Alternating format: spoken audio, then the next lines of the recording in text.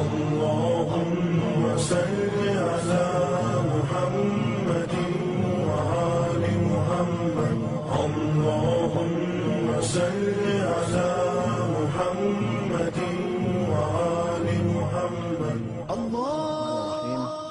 Alhamdulillahirabbil alamin. Wassalatu wassalamu ala sayyidil anbiya'i wal mursalin Sayyidina wa habibina Abil Qasimi Muhammad wa ala alihi tayyibin at-tahirin al-ma'sumin. Allahumma kun li waliyyikal hujjat ibnil Hasan salawatuka alaihi wa ala abaihi fi hadhihi as-sa'ah wa fi kulli sa'ah waliyan wa hafidhan wa qa'idan wa nasiran wa dalilan wa ainan hatta tuskinahu ardaka tau'an wa tumatti'ahu fiha tawila. Pemirsa yang budiman, segala puji bagi Allah Subhanahu wa taala atas segala nikmat yang selalu diberikan kepada kita hingga saat ini pun kita masih menerimanya. Mudah-mudahan di samping kita selalu menerima nikmat, kita pun diberi taufik oleh Allah Subhanahu wa taala untuk bisa bersyukur lebih baik lagi. Pada kesempatan ini dan pada kesempatan-kesempatan berikutnya, secara berseri kita akan membahas persoalan penting dalam agama, bagian dari masalah usuluddin. Setelah kita beriman kepada Allah Subhanahu wa taala, mengenal Allah Subhanahu wa taala dan beriman kepada kenabian dan mengenal masalah kenabian, kita pun harus mengenal masalah yang merupakan cabang dari masalah kenabian. Tidak sempurna keimanan dan pengetahuan seseorang tentang kenabian sebelum dia memahami dengan benar dan detail tentang persoalan imamah atau kepemimpinan dalam Islam. Motivasi atau dasar mengapa kita membahas masalah keimamahan, masalah imamah, masalah kepemimpinan dalam Islam, karena dalam Al-Quran banyak kita temukan kata-kata imamah di samping kata-kata Nabi. Dan kedudukan penting seorang imam kadang dalam sejumlah ayat disebutkan sama dengan kedudukan Nabi. Misalnya ayat suci yang berbunyi, Bismillahirrahmanirrahim, Ya ayyuhalladzina amanu ati'ullaha wa ati'ur rasul wa ulil amri minkum. Allah berfirman, ya atau wahai orang-orang yang beriman, taatlah kepada Allah, taatlah kepada Rasul dan ulil amri dari kalian. Jelas, ketaatan kepada Rasul berbeda dengan ketaatan kepada ulil amri. Ulil amri adalah seseorang dan Nabi adalah orang lain. Artinya, Nabi memiliki definisi yang berbeda dengan ulil amri. Meskipun mungkin saja orangnya atau pelakunya yang mengemban tugas imamah juga yang mengemban tugas kenabian. Alhasil, apa yang kita pahami dari ulil amri atau pemimpin berbeda dengan apa yang kita pahami dari Nabi. Tetapi ayat ini menegaskan kesamaan kedudukan dari satu sisi, yaitu ketaatan antara Nabi dengan imam. Pemirsa yang budiman, akal kita pun menegaskan hal yang sama, menunjukkan pentingnya kita mengenal masalah imamah. Karena setelah kita memahami masalah kenabian, bahwasanya seorang nabi adalah penghubung antara Allah Subhanahu wa taala dengan manusia, dan di antara tugas seorang nabi selain dia adalah penerima wahyu, dia juga penyampai dan penafsir wahyu tersebut. Kalau kita sudah tak lagi membutuhkan, atau Allah tak perlu lagi mengutus seorang nabi untuk menerima wahyu, karena memang wahyu telah sempurna. Allah tak perlu lagi menurunkan kitab lain. Allah tak perlu lagi mewahyukan ayat-ayat yang lain, karena wahyu atau kitab suci yang Allah turunkan kepada Rasulullah sallallahu alaihi wasallam adalah wahyu dan kitab suci yang paling sempurna. Tetapi akal tidak pernah memutuskan bahwa manusia tidak lagi membutuhkan seorang penyampai yang jujur, komitmen, tidak mengambil keuntungan dari apa yang dia sampaikan, juga penafsir yang paling benar, tidak ada keraguan dalam penyampaiannya. Dari sini akal menyimpulkan bahwa setelah wafatnya Rasulullah sallallahu alaihi wasallam mesti ada orang lain, meskipun dia bukan seorang nabi, untuk mengemban tugas atau misi penjelas, penafsir, dan pemimpin yang membawa masyarakat manusia untuk melaksanakan atau membimbing umat manusia untuk melaksanakan secara benar ajaran wahyu tersebut. Di samping ayat dan dalil akal, sebuah riwayat juga akan saya kutip untuk menegaskan pentingnya kita mengenal imam atau masalah imamah. Di samping ayat dan dalil akal menegaskan masalah pentingnya kita mengenal imam, pentingnya persoalan imamah, saya juga akan mengutip sebuah riwayat dari Imam Ja'far As-Shadiq alaihi salam yang menegaskan pentingnya mengenal imam. Dalam kitab Usul Al-Kafi karya muhaddis besar Al-Kulaini disebutkan bahwa Imam Ja'far berkata, sesungguhnya orang yang mengenal bahwa dirinya memiliki Tuhan, maka dia harus mengenal bahwa Tuhannya memiliki keridhaan dan murka. Dan dia tidak akan mengenal ridho atau tidak akan memahami ridho dan murka Tuhannya kecuali dengan wahyu.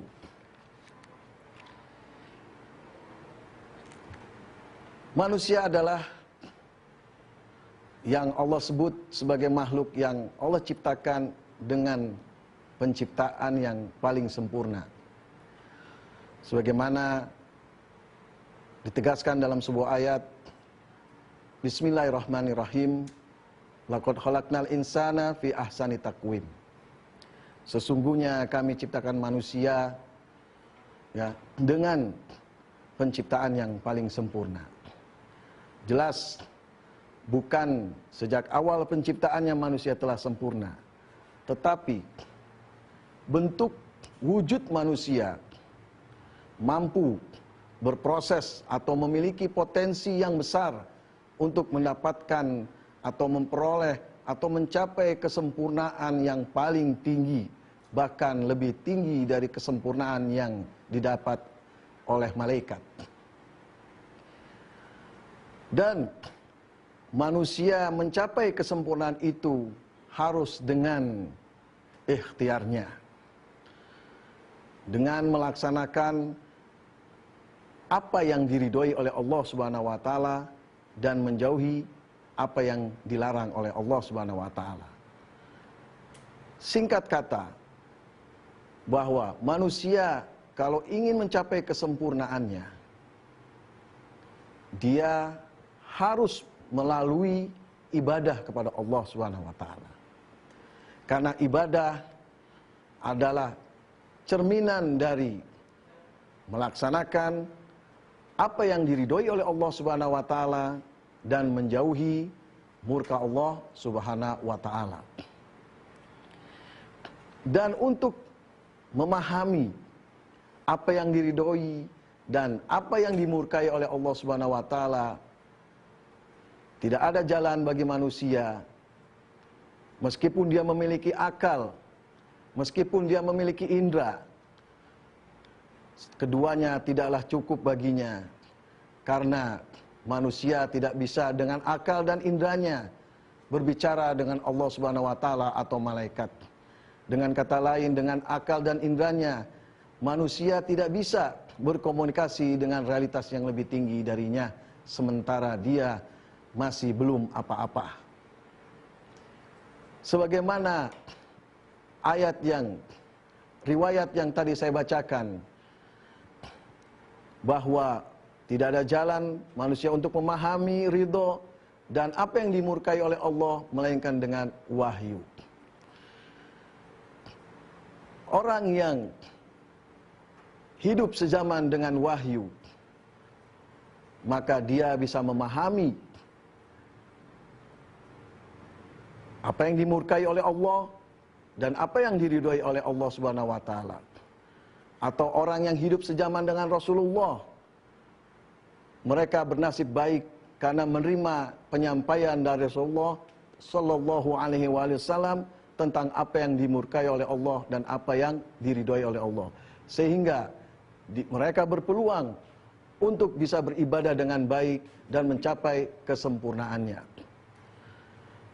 Penyampaian ini atau tabligh, penyampaian apa-apa yang diridhoi dan apa yang dimurkai oleh Allah ini tidak saja dibutuhkan oleh manusia-manusia yang hidup sezaman dengan Rasulullah sallallahu alaihi wasallam, sementara Rasulullah hidupnya pendek. Masa hidupnya hanya diberikan oleh Allah selama 63 tahun saja, sementara manusia terus ada hingga akhir zaman. Oleh karena itu, keharusan penyampaian wahyu ini tidak saja ada sejak zaman wahyu diturunkan, bahkan harus terus berlanjut hingga akhir zaman. Dalam terminologi akidah Islam, khususnya dalam akidah Ahlul Bait alaihi wassalatu wassalam, kedudukan ini disebut imamah. Karena persoalan imamah adalah masalah yang penting, oleh karena itu kita wajib memahaminya. Pemirsa yang budiman, dalam memahami persoalan imamah, kita harus memulai dengan memahami definisi imamah itu sendiri. Baru kemudian kita memahami siapa atau orang-orang yang menduduki posisi sebagai imam. Kita harus meyakini keharusan adanya seorang imam. Baru kemudian kita harus mengenal pula siapa atau orang-orang yang menduduki posisi imam.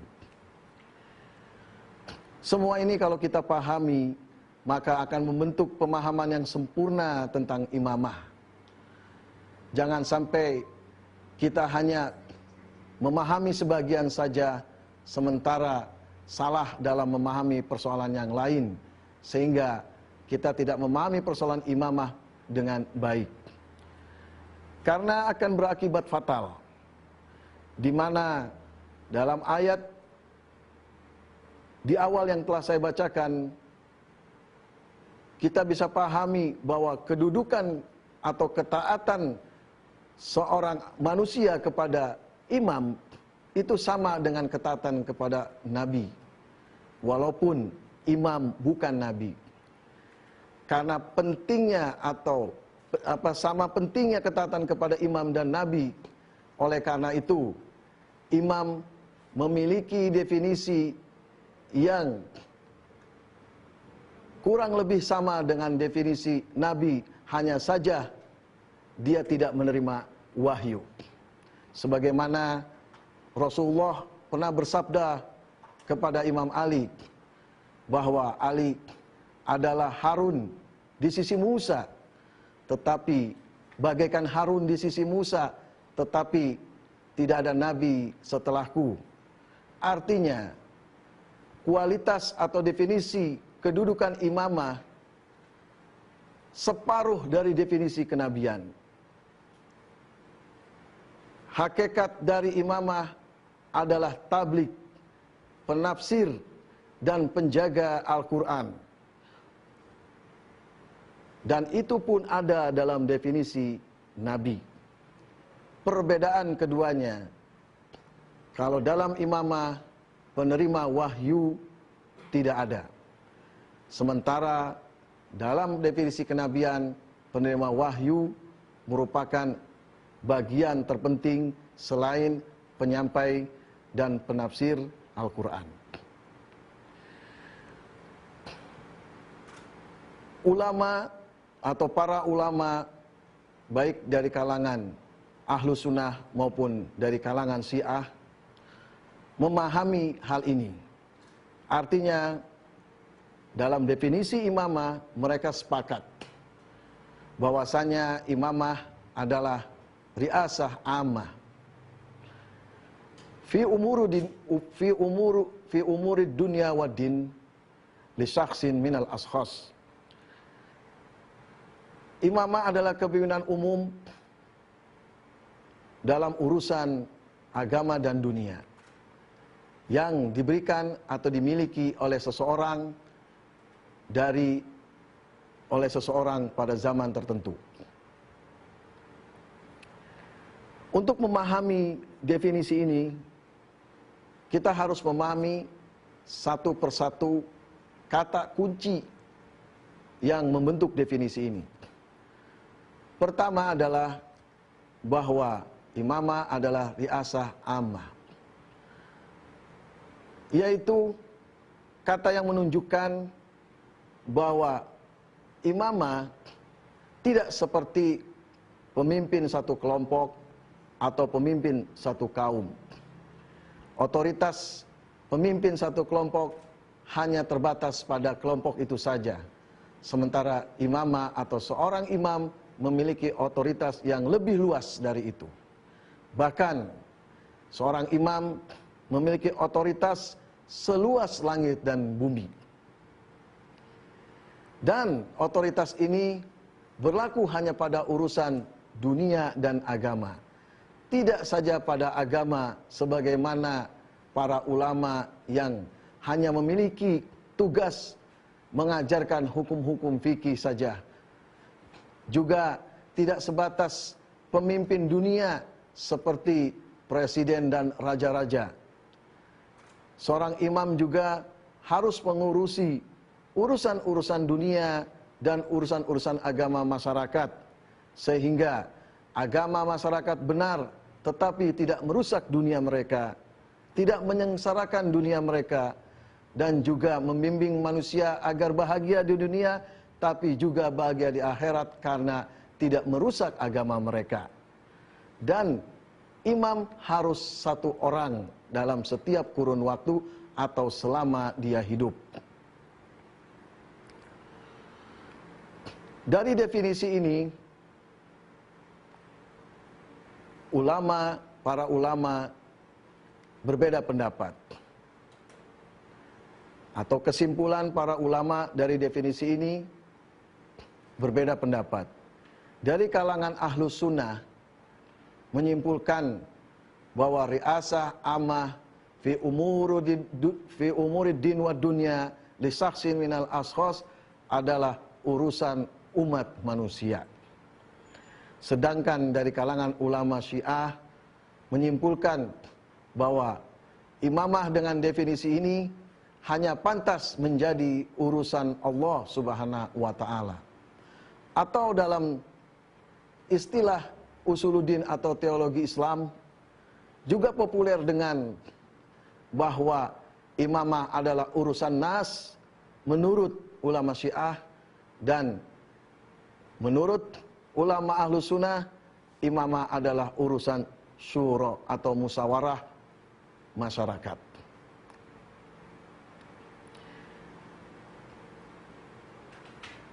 Di sini kita pahami ada perbedaan mendasar dalam menyimpulkan konsep imamah. Dan perbedaan dalam penyimpulan ini terjadi dalam masalah penerapan imamah. Bahwa atau keberadaan imam. Kesimpulan ahlu sunnah yang mengatakan bahwa imam adalah urusan suro atau umat tidak dapat dibenarkan. Karena urusan dunia yang dipegang oleh seorang imam menunjukkan urusan dunia dan agama yang dipegang oleh seorang imam, kedudukan tertinggi dalam urusan dunia dan agama adalah urusan sangat penting dan menunjukkan bagaimana tingkat pengetahuan orang ini dan kapasitas orang ini.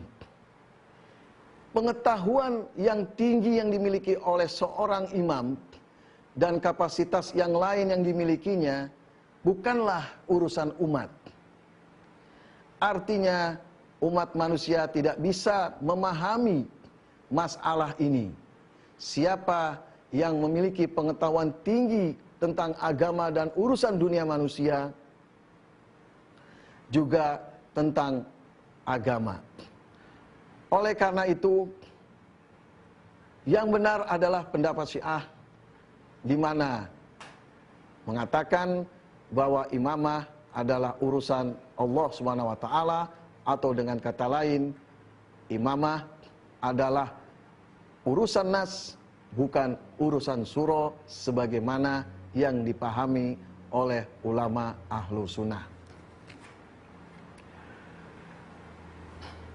Dalam pembahasan pentingnya mengenal imam ini, dari penjelasan pertama hingga terakhir, bisa kita simpulkan bahwasannya imamah adalah sesuatu yang harus, sesuatu yang penting. Mulai kita mengenalnya sampai kita meyakini keberadaannya. Mudah-mudahan Allah Subhanahu wa taala menjadikan kita di samping orang yang mengenal Dia dengan baik, mengenal Rasulnya dengan baik, juga mengenal para imam dengan baik. Karena hanya dengan mengenal para imam dengan baik, kita dapat mengenal halal haram Rasulullah dengan baik. Dengan begitu, kita juga bisa mengenal apa-apa yang diridhoi oleh Allah Subhanahu wa taala dan apa-apa yang dimurkai oleh Allah Subhanahu wa taala, yang pada akhirnya membawa kita kepada kesempurnaan hakiki, kesempurnaan kemanusiaan yang sebenarnya, kesempurnaan ruhani, sebagaimana terwujud dalam pribadi atau diri Rasulullah Shallallahu Alaihi Wasallam dan para imam itu sendiri. Mungkin apa yang saya sampaikan ini cukup sampai di sini dulu. Mudah-mudahan pada kesempatan berikutnya kita akan meneruskan pembahasan ini, karena setelah ini masih ada pembahasan-pembahasan seputar imamah, diantaranya masalah sifat-sifat seorang imam dan keharusan adanya imam dengan lebih detail lagi. Wabillahi taufik wal hidayah. Wassalamualaikum warahmatullahi wabarakatuh. Allahumma salli ala Muhammadin wa ali Muhammad. Allahumma salli